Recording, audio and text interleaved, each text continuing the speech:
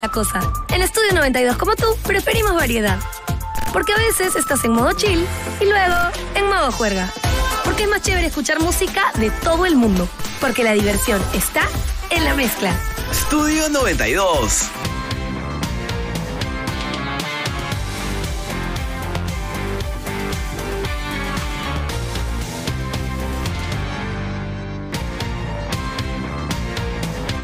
Y bienvenidos a Enfoque de los Sábados. Tenemos el gusto de recibir en la sede de RPP presencialmente, con las medidas sanitarias requeridas, al ministro de Economía y Finanzas, Waldo Mendoza.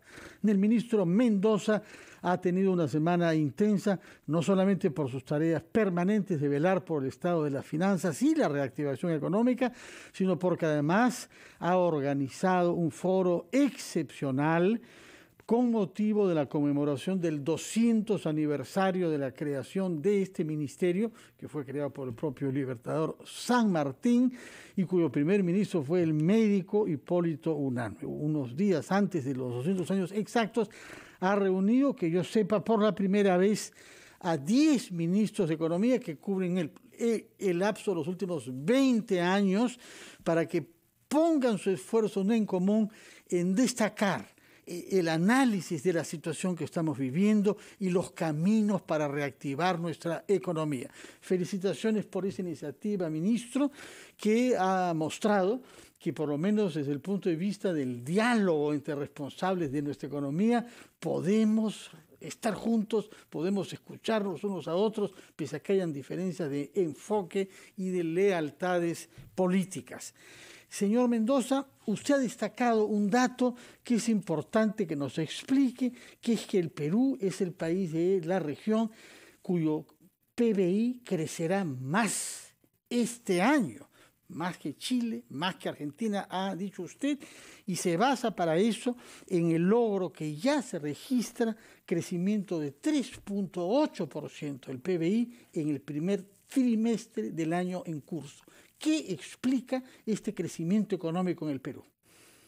Muchas gracias, Fernando, por esta invitación y también agradecer y resaltar a todos los que nos siguieron anteayer en este festejo de los 200 años del Ministerio de Economía y Finanzas. Fue una ocasión en donde pudimos juntar a 10 ministros de Economía, a 2 ministros vinculados al quehacer del gobierno y también al presidente de la República y al presidente del Banco Central. Fue un evento abierto para toda la población y creo que ahí pudimos mostrar cómo se ha forjado esta fortaleza macroeconómica de las últimas décadas, así que muy contentos porque nos haya tocado celebrar. Yendo a tu pregunta, efectivamente, este año, no solamente este año, el Perú va a liderar el crecimiento económico. Según las proyecciones que tenemos, también lo va a hacer en los siguientes 3 años. Las razones son varias para esta recuperación vigorosa de la economía peruana. Según las proyecciones del MEF, somos un poco más conservadores. Este año creceríamos en 10%. Según las proyecciones del Banco Central, creceríamos en 10.7%, o sea que prácticamente vamos a recuperar todo lo que hemos perdido el año pasado en un solo año, lo cual es buenísimo. Las razones de este crecimiento fuerte son varios. En orden de importancia, la razón de lejos más importante es la política monetaria, fiscal que hicieron el año pasado el Banco Central de Reserva y el Ministerio de Economía y Finanzas y que este año continuamos haciéndolo. La idea básica es la siguiente. El año pasado tuvimos una pandemia severísima que obligó al gobierno a un confinamiento, a una cuarentena severa. En esas circunstancias, las empresas no producen, no venden. Si nadie las hubiese apoyado, hubiesen quebrado masivamente. Allí vino el apoyo crediticio. El Estado peruano colocó más o menos 80.000 millones de soles en los bancos, en las empresas, a través de distintos mecanismos. El más conocido, el más grande, fue Reactiva Perú. a través de Reactiva Perú, el Banco Central de Reserva prestó a los bancos a 0.5% anual casi 60.000 millones de soles. Los bancos recibieron crédito abundante y barato. Los bancos no hubieran prestado ese crédito. ¿Cómo van a prestar a empresas que están cerradas, que están paradas? Lo hicieron porque el Ministerio de Economía y Finanzas les dijo, banco, presta. Si no te pagan, yo me hago cargo. Es un costo fiscal futuro, pero era un costo indispensable. Eso evitó la quiebra masiva de empresas el año pasado. ¿Qué hemos hecho este año? Hemos reprogramado buena parte de sus créditos. No solo Reactiva Perú, FAEMIPE, FAETurismo, FAEAGRO, todo eso lo hemos reprogramado, porque las empresas no están todavía del todo recuperadas. Además, hemos creado nuevos programas crediticios. En resumen, el crédito de los bancos al sector privado normalmente se cae en crisis. Eso es lo que pasa en cualquier país. Incluso uno ve en Argentina, en Brasil, el crédito del año pasado se ha caído. En el Perú ha pasado lo contrario. El ritmo normal de crecimiento del crédito era como de 6% anual. En plena pandemia, el año pasado y este año, el crédito de los bancos a las empresas crece a 15-20%. ¿Por qué? Reactiva Perú, FAEMIPE. Resumiendo, las empresas tuvieron el apoyo. No hubo quiebras masivas. Algunas empresas de algunos sectores como el turismo, hotelería, evidentemente la crisis fue tan grave que algunas han cerrado. Entonces, eso explica en gran medida por qué nos estamos recuperando rápidamente. Porque el aparato productivo está básicamente intacto. De acuerdo. Al mismo tiempo, usted dijo que otro factor que ha sido decisivo es la inversión pública, que sabemos que es mucho menor que la privada, pero que una situación de crisis de ese tipo juega un rol detonador. Y ha dicho usted que la inversión pública ha alcanzado un récord histórico. Quiero saber cómo se ha financiado esa inversión pública y a qué sectores se ha destinado, porque es importante que los ciudadanos sepamos aquí en qué se ha metido ese dinero. Me parece que se habló de 12.000 millones de soles y eso dice usted que es un monto totalmente excepcional en la historia de la economía peruana respecto a la inversión pública. Efectivamente, la inversión pública tiene muchas propiedades. Una, genera empleo. 2, se vincula con otros sectores. 3, es algo que gastas hoy y queda. Es una carretera, un camino. Entonces la inversión pública es una maravilla.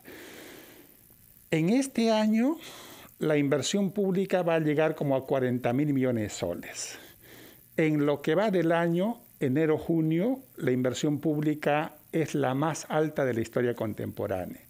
Varios factores que no solamente tienen que ver con el MEF, porque esta inversión viene de los gobiernos locales, los gobiernos regionales, el Ministerio de Transportes y Comunicaciones. Entonces, lo que el MEF ha hecho es impulsar, empujar, a seguir y financiar estas inversiones que han sido un importante elemento reactivador. Entonces, ¿dónde se ve, por ejemplo?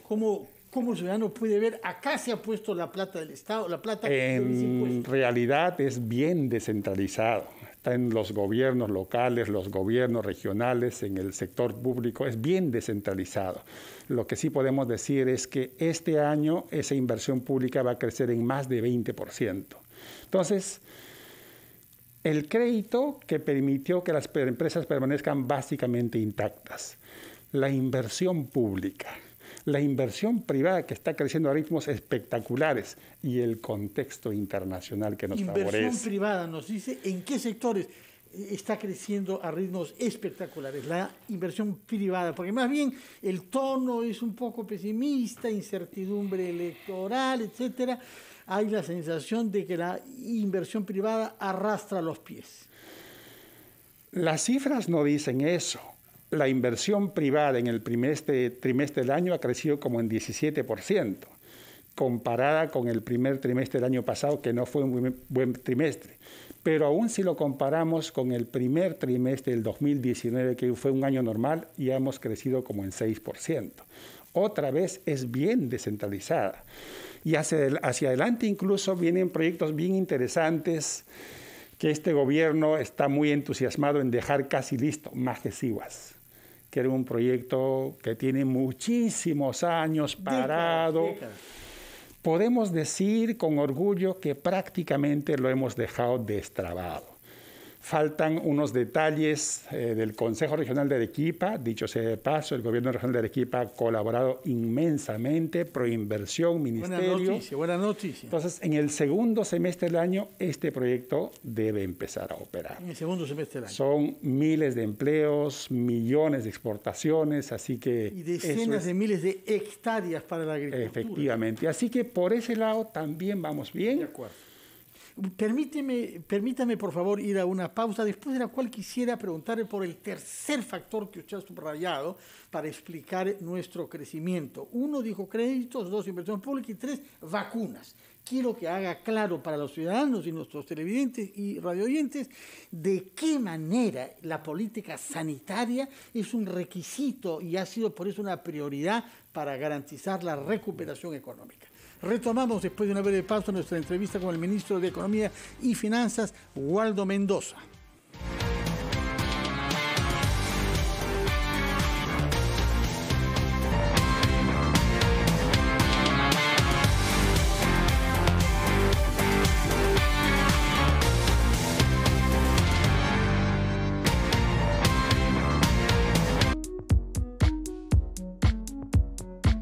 Todos estamos experimentando una serie de emociones, algunas de ellas no tan agradables como el miedo, la cólera y la tristeza, pero están ahí por alguna razón. El miedo nos permite protegernos del peligro y cuidarnos, la cólera nos permite defendernos y la tristeza nos permite asimilar una pérdida. Si estas emociones que sientes son muy intensas, primero busca autocalmarte con técnicas de relajación o de respiración, exprésalas de manera adecuada y trata de analizar por qué están emergiendo y qué necesitas hacer para poder seguir adelante. Pero si ya son muy frecuentes y muy intensas y no las puedes manejar, busca ayuda. Los profesionales de la salud estamos para apoyarte. 17 años antes, las portadas de revistas, los anuncios memorables de leyendas infinitas, los conciertos, donde el puño se agita y la garganta grita.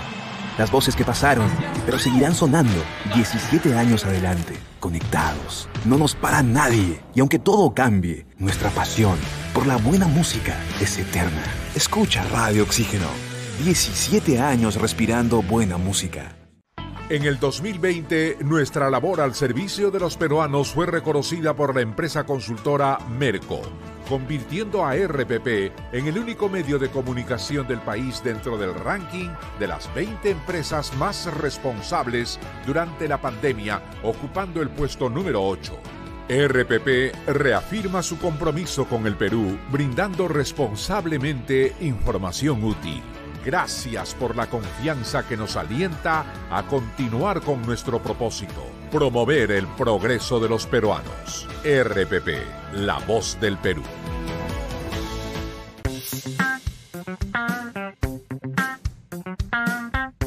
Hola, soy Walter Eizaguirre, experto en finanzas personales. Hoy día quiero hablarles de la mejor forma de hacer un presupuesto en tiempos de crisis.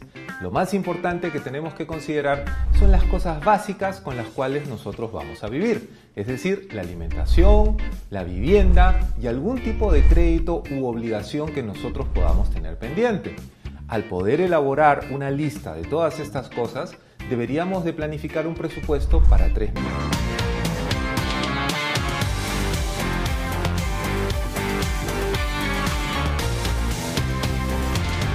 Las 9:19, estamos en Enfoque de los Sábados, entrevistando en la sede de RPP al ministro de Economía y Finanzas, Waldo Mendoza, que nos está explicando las razones por las que el Perú viene teniendo y tendrá este año y el próximo la tasa de crecimiento económico más alta de la región.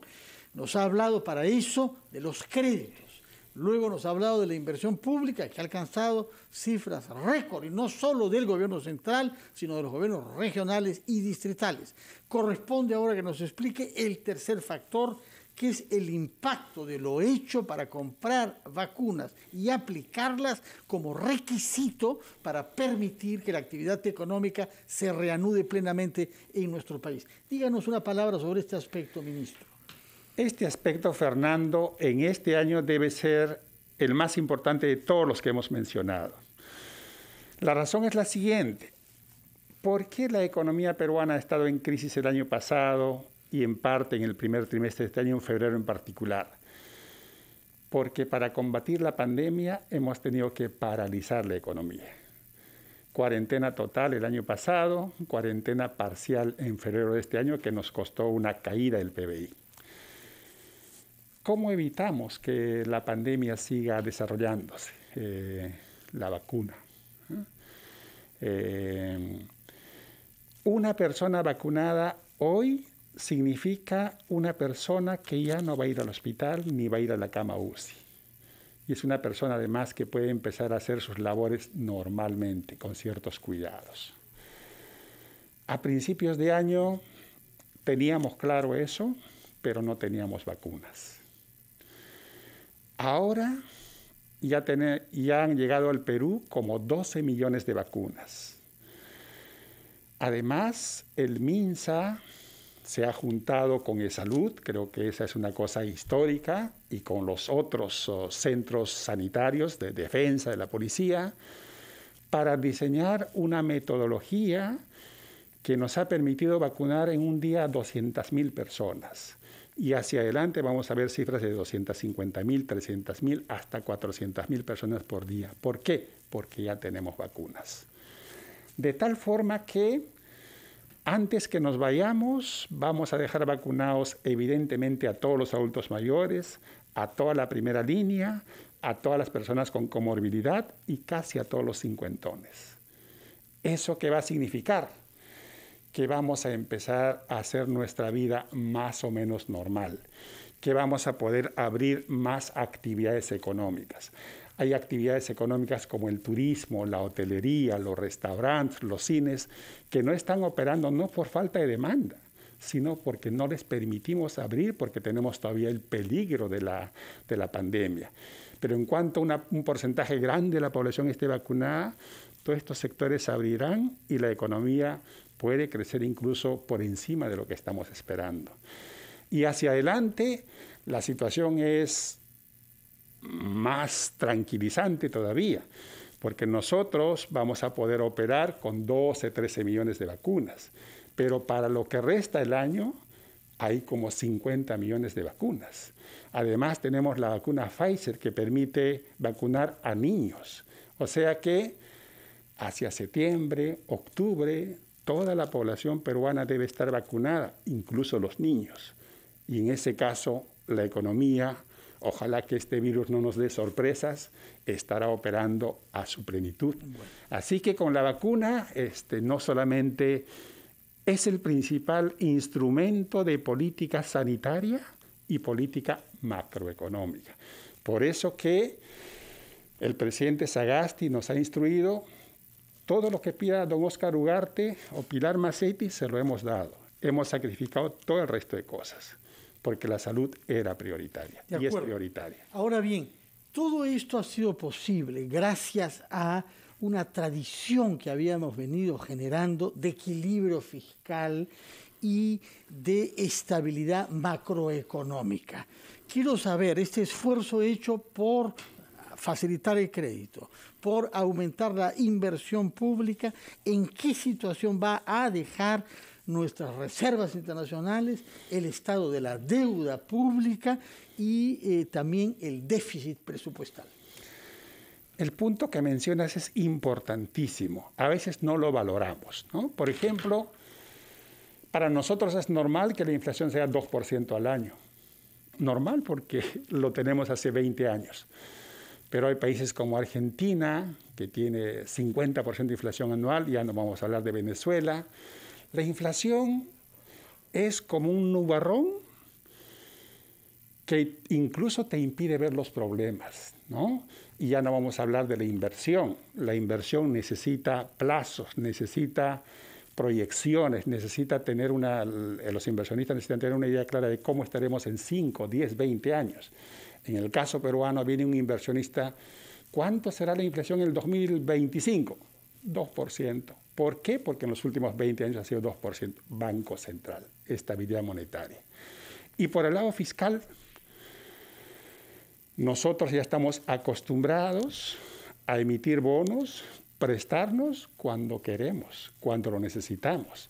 Y lo hacemos a las tasas de interés más bajas de América Latina. Perú, en términos fiscales, es como el cliente, como una persona que ve un centro comercial y le ofrecen todo tipo de tarjetas de crédito. Así es el Perú. ¿Y por qué es así el Perú? Porque en 1990 el Perú tenía una deuda pública de 89% del Producto Bruto Interno y en ese momento pagábamos solo de intereses 9% del Producto Bruto Interno. Perú, 30 años después, es un país con 27% de deuda pública en el año 2019, pagando 1% de interés. Además, nos prestamos a las tasas de interés más bajas en América Latina. Entonces, estabilidad macroeconómica es inflación baja y un tipo de cambio, nosotros nos asustamos cuando suben 20 centavos, porque ya nos hemos mal acostumbrado, porque el tipo de cambio también es estable, fluctúa poco. ¿Por qué? Porque nuestro Banco Central ha llegado a la conclusión de que un tipo de cambio volátil es malo para la economía. ¿Qué hace? Cuando sube mucho, vende, cuando baja mucho, compra. ¿Y por qué puede hacer eso? Porque tiene un montón de reservas internacionales, 37% del Producto Bruto Interno. Entonces, esa solidez la hemos construido en 3 décadas. Y hay que agradecer a los funcionarios que han estado en el Banco Central de Reserva y en el Ministerio de Economía y Finanzas. Y muchos de los cuales conocía usted desde hace tiempo, puesto que usted ha trabajado en el MEF varios años, ¿no? Sí, y debo decir para toda la población peruana que sería imposible hacer una buena labor de ministro sin esa tecnocracia que es de lujo, una mezcla de sofisticación y experiencia. Eso pasa en el MEF y eso pasa también en el Banco Central. Vamos a hacer una nueva pausa, después de la cual quisiera que entráramos a otro tema que añade a las virtudes que usted ha mencionado. Sofisticación y experiencia, nos ha dicho. Pero hace falta oír claramente de la parte del ministro de Economía si también hay un compromiso con los más vulnerables. Porque la imagen que hay del MEF es la fortaleza que dice no a todo, salvo a la salud, por lo que nos ha dicho ahora. Quiero que nos explique cómo hace un ministro como usted, nacido en Vilcashuamán, como nos lo ha recordado, que conoce el país perfectamente, que sabe dialogar con todos los sectores sociales, cómo hace para, además de asegurar estas funciones de las que nos ha hablado hasta ahora, equilibrio fiscal, crecimiento, inversión, crédito a las empresas, falta una pata de la mesa, que es el empleo, crear empleo, que es al fin y al cabo lo que hace sufrir más a la gente y lo que se ha visto más perjudicado por la pandemia. Pero no solamente se trata de crear empleo, señor ministro, usted lo sabe mejor que yo, sino que ese empleo sea formal, para que los trabajadores peruanos tengan derechos, tengan estabilidad, sepan que pueden jubilarse, que pueden atenderse en sus necesidades médicas. De manera que después de la pausa quisiéramos que entre usted al aspecto más social que corresponde también a sus responsabilidades como ministro de Economía y Finanzas. Vamos a la pausa y retomamos nuestra entrevista.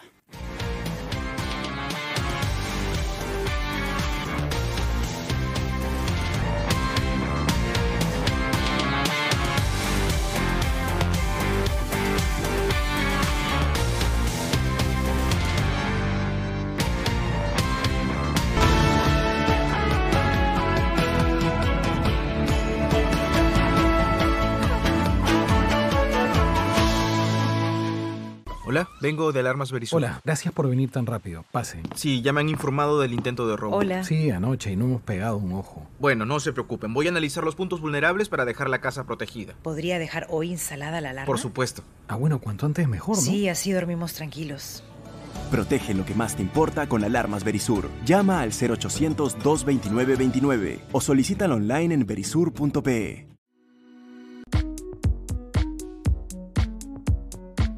Todos estamos experimentando una serie de emociones, algunas de ellas no tan agradables como el miedo, la cólera y la tristeza, pero están ahí por alguna razón. El miedo nos permite protegernos del peligro y cuidarnos, la cólera nos permite defendernos y la tristeza nos permite asimilar una pérdida. Si estas emociones que sientes son muy intensas, primero busca autocalmarte con técnicas de relajación o de respiración, exprésalas de manera adecuada y trata de analizar por qué están emergiendo y qué necesitas hacer para poder seguir adelante. Pero si ya son muy frecuentes y muy intensas y no las puedes manejar, busca ayuda. Los profesionales de la salud estamos para apoyarte. 17 años antes, las portadas de revistas, los anuncios memorables de leyendas infinitas, los conciertos, donde el puño se agita y la garganta grita. Las voces que pasaron, pero seguirán sonando 17 años adelante, conectados. No nos para nadie, y aunque todo cambie, nuestra pasión por la buena música es eterna. Escucha Radio Oxígeno, 17 años respirando buena música. En el 2020, nuestra labor al servicio de los peruanos fue reconocida por la empresa consultora Merco, convirtiendo a RPP en el único medio de comunicación del país dentro del ranking de las 20 empresas más responsables durante la pandemia, ocupando el puesto número 8. RPP reafirma su compromiso con el Perú, brindando responsablemente información útil. Gracias por la confianza que nos alienta a continuar con nuestro propósito, promover el progreso de los peruanos. RPP, la voz del Perú.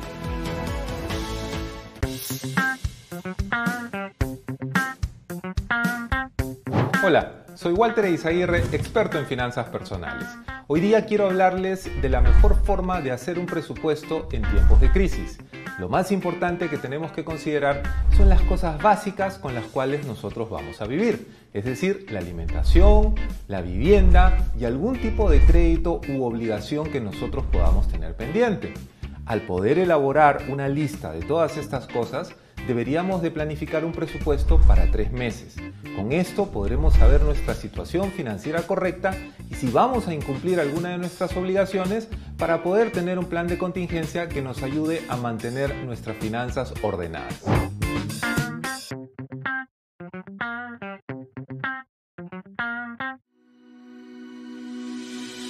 Tu salud es una prioridad para RPP. Por eso, acompañamos tus tardes con información basada en ciencia y evidencia que es vital para ti. Sintoniza Espacio Vital de lunes a viernes a las 3 de la tarde por RPP, la voz del Perú. ¿Tener una sola red social? ¿Tener amigos iguales? ¿Escuchar un solo género en un solo idioma? Nah, no nos gusta una sola cosa. En Estudio 92, como tú, preferimos variedad. Porque a veces estás en modo chill y luego en modo juerga. Porque es más chévere escuchar música de todo el mundo. Porque la diversión está en la mezcla. Estudio 92. Primeros en tu música. Este año ha sido absolutamente atípico en temas económicos. En todo el mundo, una contracción económica muy severa. La economía afecta a todos los peruanos, ya sea de manera directa o indirecta, y por eso es importante entenderla. Oye, es mi plata. Yo he aportado. Yo quiero que me devuelvan. No tengo trabajo. Necesito el dinero. Soy Omar Mariluz y en Economía para Todos te explicamos de forma clara y directa cómo la economía impacta en nuestras vidas.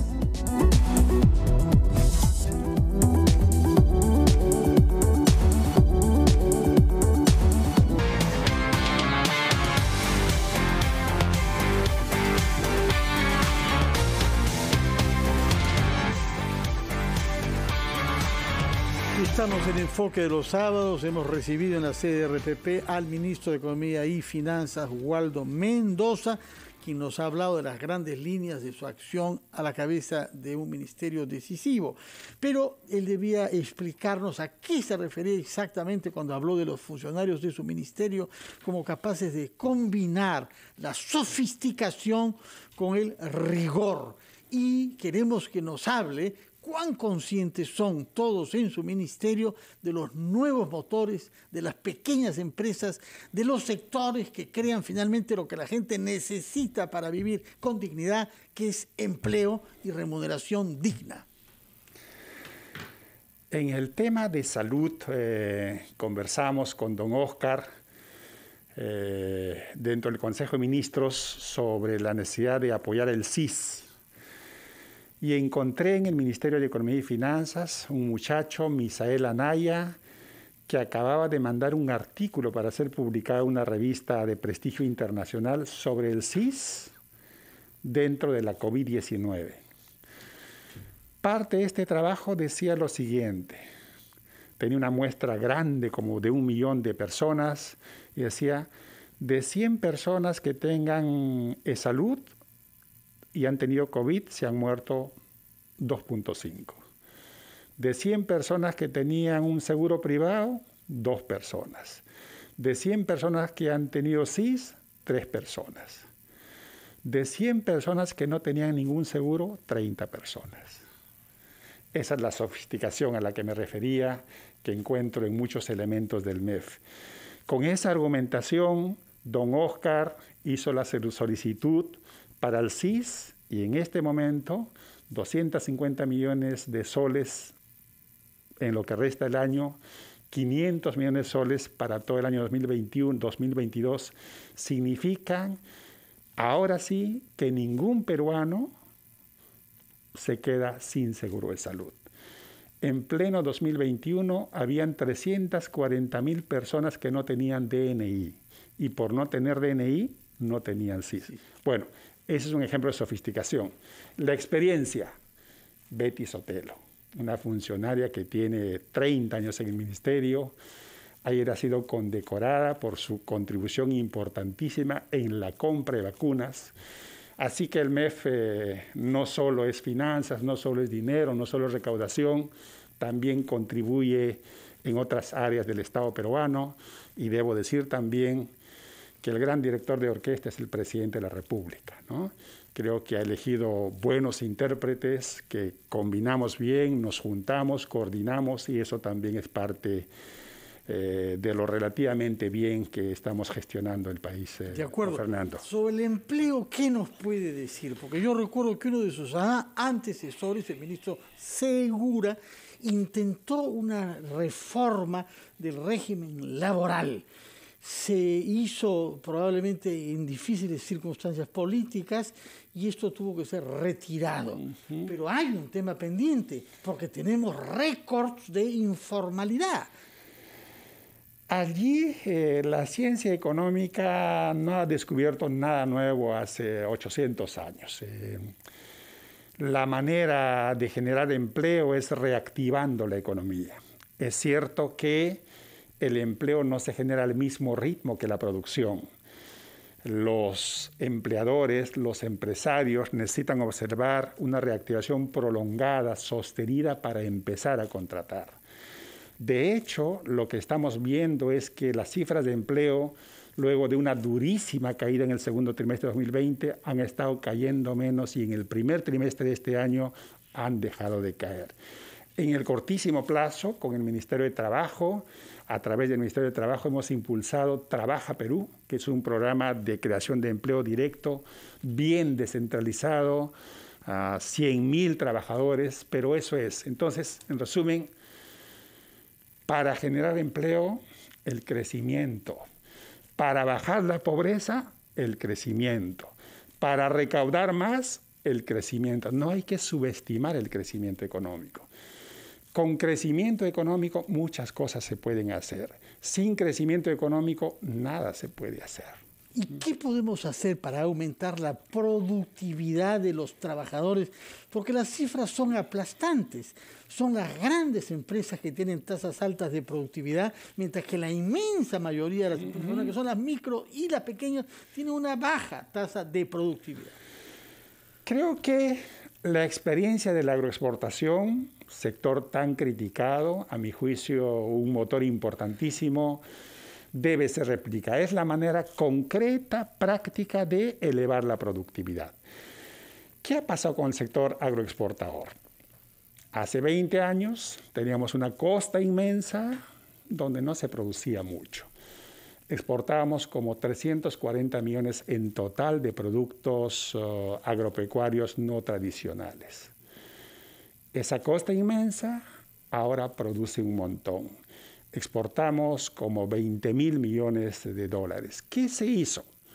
1, teníamos la capacidad productiva, ahí estaba. 2, teníamos un mercado asegurado para la exportación. 3, había que impulsar ese sector con enorme potencial en términos de capacidad productiva y mercado. ¿Qué se hizo? La ley especial para el agro, irrigación, modernización de SENASA. Entonces, allí se elevó la productividad agropecuaria. ¿Qué habría que hacer, a mi juicio? A esos motores como la minería, la agroexportación, que hay que conservarlos, hay que preservarlos, no hay que criticarlos, no hay que matarlos, hay que sumarle nuevos motores. ¿Cuáles serían esos motores? Sectores que tengan una capacidad productiva inmensa, estoy pensando en el sector forestal, en acuicultura, un turismo, y sectores que tengan un mercado asegurado. Estos 3 sectores que he nombrado, por ejemplo, tienen eso. Pero en realidad es una discusión larga, sí, pero creo que hay que sumar motores al crecimiento. Absolutamente. Económico. Muchísimas gracias por su presencia, señor ministro. Felicitaciones por el trabajo hecho, la verdad, cuyos resultados se están viéndose hasta ahora, y esperemos que usted se quede al pie del cañón hasta el 28 de julio y que regrese para decirnos cuál es el balance final de su obra a la cabeza del Ministerio de Economía y Finanzas. Que tenga muy buenos días. Gracias por su presencia en RPP. Vamos a hacer una pausa y después de haber hablado de economía, hablaremos sobre derecho y política con un constitucionalista, el doctor Alberto Borea Odría. Vamos primero a la pausa.